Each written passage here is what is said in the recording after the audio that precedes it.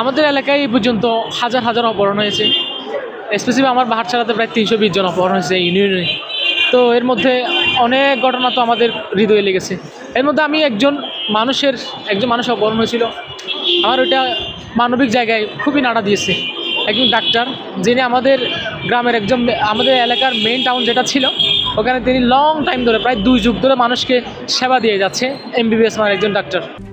RICL TMX, যুগের পর যুগ স্থাপনা থাকে মজবুত। তাদেরকে সে একজন সম্মানিত মানুষ, যিনি লং টাইম ধরে এলাকার মানুষকে সার্ভিস দিচ্ছে, সেবা দিচ্ছে। ওই মানুষটাকে পর্যন্ত অপহরণের শিকার হতে হয়েছে, এবং কিভাবে যে তাকে নৃশংসভাবে মারধর করেছিল এবং তাকে অপহরণে অনেক দিন রেখেছিল, তার থেকে মোটা অঙ্কের টাকাও দাবি করেছিল। তো একজন সম্মানিত মানুষকে এভাবে অপমানিত করেছে। আমি এটা সুস্থ মনস্তান্ত্রিক মানুষের আইনি পদক্ষেপ নেওয়া হয়নি। এখানে আইনি পদক্ষেপ বলতে কিছুই নেই। আমি একটা আপনাকে এভিডেন্স দিব। ভুক্তভোগীরা থানায় মামলা করতে গিয়ে মামলা না নেওয়ার ফলে টেকনাফ সদর থানাতে বিক্ষোভ মিছিল করেছে কারা? ভুক্তভোগীরা। এখানে কেন টেকনাফে করলেন না, ঢাকায় কেন? তো এটা সিম্পল বিষয় হচ্ছে, লং টাইম ধরে এটা ছিল। টেকনাফে অনেক কর্মসূচি করেছি, কোনো রেজাল্ট আমরা পাই নাই। রেজাল্ট না পাওয়ার বলে আমি একেবারে বাংলাদেশে সর্বোচ্চ জায়গায়। দেখুন, আমি একা নই, আমি এটা বারবারই বলবো, লাউডলি বলবো, আমি একা নই। আমার সাথে টেকনাফের লক্ষাধিক মানুষ আমার সাথে আছে। আমি তাদের ভয়েস হয়ে এখানে এসেছি, তাদের কণ্ঠ হয়ে এসেছি। আমরা এত কর্মসূচি নেওয়ার ফলে আমরা যেহেতু কোনো রেজাল্ট পাচ্ছি না, টেকনাফের মানুষ এখন নির্বাক, নিস্তব্ধ, কথা বলতে পারছে না। আপনি এখন কথা বলছেন, এই যে আমি এখন কথা বলছি, আমার পরিবারের নিশ্চয়তা নাই, আমার নিশ্চয়তা নাই। তো এখানে কথা বলার কেউ সাহস আর দেখাচ্ছে না, পারছে না। ওই যে কি বলবো, এটার সাথে স্থানীয় যারা আধিপত্য বিস্তারকারী যারা সিন্ডিকেট আছেন, মাফিয়া গোষ্ঠী, এক কথা বলতে গেলে এরা জড়িত আছে। এরপরে এদের সমন্বয়ে যারা পাহাড়ে সন্ত্রাসী আছে তাদেরকে স্বতঃস্ফূর্তভাবে তথ্য দিচ্ছে, সে তথ্যের আদলে এই অপহরণগুলো বিদ্যমান। এখন পর্যন্ত আপনি যে এখানে অবস্থান করছেন, প্রশাসনের পক্ষ থেকে কেউ কি যোগাযোগ করেছেন? আর যোগাযোগ না করা হলে বা আপনার এই দাবি কোনো ধরনের আশ্বাস যদি না পান, আপনি কি এখানেই অবস্থান করে যাবেন? দেখুন, আমি এখনও কর্মসূচি যেহেতু 2 দিন রেখেছি, আমার কর্মসূচি অত বেশি আমার মনে হয় প্রশাসন বরাবর এখনও হাইলাইট হয়নি, তাদের দৃষ্টিগোচরে যায়নি। সেই জায়গা থেকে প্রশাসন থেকে এখনও কেউ আমাকে আশ্বাস বা কোনো কিছু নিয়ে আসে নাই। আর আমি তো এখন ওপেনলি কথা বলতেছি, প্রশাসন নাগাদ যাবে ডেফিনেটলি।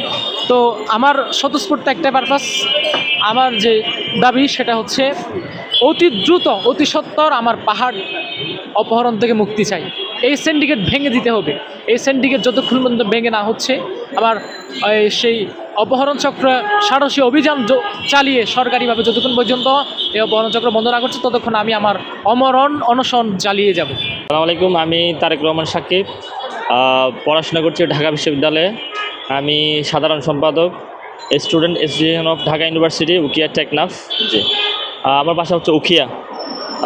আপনারা দেখতে পাচ্ছেন আমাদের এলাকার ইতিমধ্যে একটা ছেলে, ওর নাম হচ্ছে জিহান। ও গতকালকে থেকে আমার অনশন করতেছে একটা দাবি নিয়ে। সেটা হচ্ছে যে আমাদের এলাকায় প্রতিনিয়ত একটি ঘটনা ঘটছে, অপহরণ। এই অপহরণের বিষয়টি গত 2023 সাল থেকে অনবরত ঘটে আসছে, এবং আমরা কয়েকবার প্রশাসনের কাছে দাবি জানিয়ে আসছি, কিন্তু কোনো ধরনের আমরা উন্নতি দেখতে পাইনি, এবং তাদের এটার বিরুদ্ধে কোনো পদক্ষেপও দেখতে পাইনি। এবং আপনারা জানেন যে টেকনাফের স্পেশালি বাহারছড়া ইউনিয়ন এবং সলিমপুর যে জায়গাগুলো আছে, সেখানে প্রতিনিয়ত মানুষ একটা হুমকির মধ্যে, ভয়ের মধ্যে থাকে। তারা দিন শেষ হলে মাগরিবের আগে বাসায় যাওয়ার একটা তাড়না শুরু হয়ে যায়। কেন? তারা মাগরিবের পরে কিংবা রাতে যদি বাইরে থাকে কিংবা রোড গার্ডে থাকে, তাদের কোনো প্রয়োজনীয় কাজে থাকে, তারা অপহরণের শিকার হয়। এছাড়াও আপনারা জানেন যে শুধু অপহরণে তারা থেমে থাকে না। যদি অপহরণ করে মুক্তিপণ দেওয়া না হয়, তাহলে সেই মানুষকে আত্মীয়স্বজন হারাতে হয়। যদি মুক্তিপণ দেওয়া হয়, অনেক দেখা যাচ্ছে যে মুক্তিপণ দিতে গিয়ে তাদের ভিটে মাটি পর্যন্ত বিক্রি করে ফেলছে। এরকম ঘটনা আমরা অহরহ দেখছি আমাদের টেকনাফে। সুতরাং আমরা চাই, রাষ্ট্রের কাছে একটি দাবি জানাতে চাই যে অবিলম্বে একটি তদন্ত কমিটি গঠন করা হোক।